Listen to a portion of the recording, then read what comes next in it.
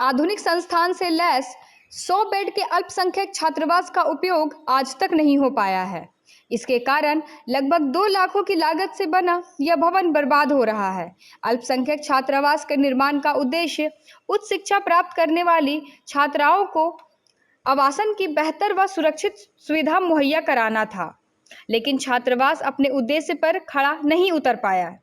दरअसल ग्रामीण विकास विशेष प्रमंडल विभाग द्वारा अल्पसंख्यक समुदाय के छात्रों के लिए पाकुड़ जिले में बनाए गए 100 सीटों वाला छात्रावास की सुध लेने वाला कोई नहीं है। भवन शिलान्यास के बाद इस छात्रावासों की देखरेख नहीं हो रही है, जिससे यह भवन खंडहर में तब्दील हो रहा है। दरअसल पिछला रघुवर की सरकार का उद्देश्य था कि अल्पसंख्यक बहुल पाकुड़ जिला में अल्पसंख्यक छात्राओं के लिए छात्रावास बनाया जाए, ताकि इसका उपयोग ग्रामीण क्षेत्र में रहने वाले छात्र कर पाए और शहर में रहकर अच्छी पढ़ाई कर सके। इसी उद्देश्य से जिला मुख्यालय स्थित पुराना बस स्टैंड के समीप छात्राओं के लिए 2017 में एक छात्रावास बनाया गया था। विगत रघुवर की सरकार में पाकुड़ के तत्कालीन उपायुक्त ए मिथ्यू कुमार की उपस्थिति में पूरे तामझाम के साथ छात्रावास का उद्घाटन भी किया गया था, लेकिन इसका उपयोग आज तक नहीं हो पाया। देखरेख के अभाव में यह भवन जर्जर स्थिति में पड़ा हुआ है। अल्पसंख्यक समुदाय की छात्राओं के लिए छात्रावास का निर्माण कराया गया ताकि अल्पसंख्यक समुदाय की छात्राएं भी घर से बाहर सुरक्षित वातावरण में बेहतर तरीके से पढ़ाई कर जिंदगी में नया मुकाम हासिल कर सके। लेकिन उद्घाटन के 7 वर्ष बीत जाने के बाद भी छात्रावास में रहने के लिए एक भी छात्रा का नामांकन नहीं हो सका, क्योंकि अभी तक छात्रावास का उद्घाटन ही नहीं हो पाया। यूं कहें कि लाखों खर्च के बाद भी अब तक छात्रावास में छात्राओं के कदम तक नहीं पड़े। अल्पसंख्यक छात्रावास के उद्घाटन नहीं होने से खासकर मुस्लिम लड़कियां निजी घरों में रहकर पठन पाठन करने को मजबूर है। आर्थिक रूप से पिछड़े इलाकों की लड़कियों छात्रावास के अभाव में इंटर स्तर की पढ़ाई किसी प्रकार आगे नहीं पढ़ पा रही है।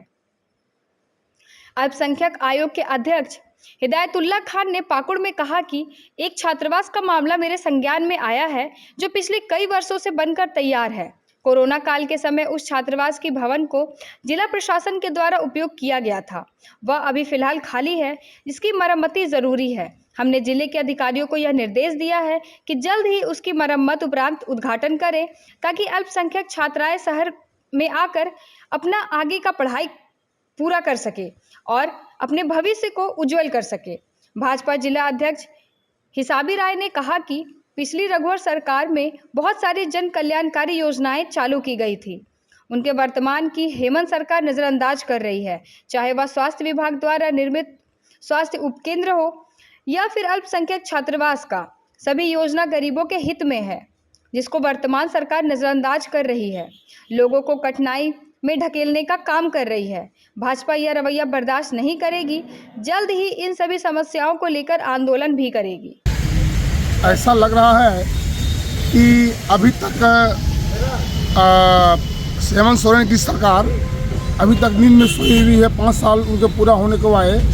आपको बता दें कि रघुवर दास की सरकार में बहुत सारी जन कल्याणकारी योजनाओं का शिलान्यास और लोकार्पण किया गया था, लेकिन इस सरकार में रघुवर दास की सरकार योजनाओं को शिथिल कर दिया। उदाहरण स्वरूप आप देख सकते हैं पाकुड़ नगर में अल्पसंख्यक करोड़ों की लागत से अल्पसंख्यक छात्रावास का निर्माण किया गया था, जिसमें उन्हें ये चालू करना था, लेकिन अभी तक वो बंद पड़ा हुआ है। पाकुड़ नगर पाकुड़ प्रखंड के अंतर्गत विभिन्न स्थानों पर सामुदायिक स्वास्थ्य उपकेंद्र स्वास्थ्य केंद्र बनाया गया था, लेकिन आज वो खंडहर में तब्दील हो रहा है। लेकिन इस पर हेमंत सरकार का और ना ही कोई स्थानीय प्रशासन का ध्यान है।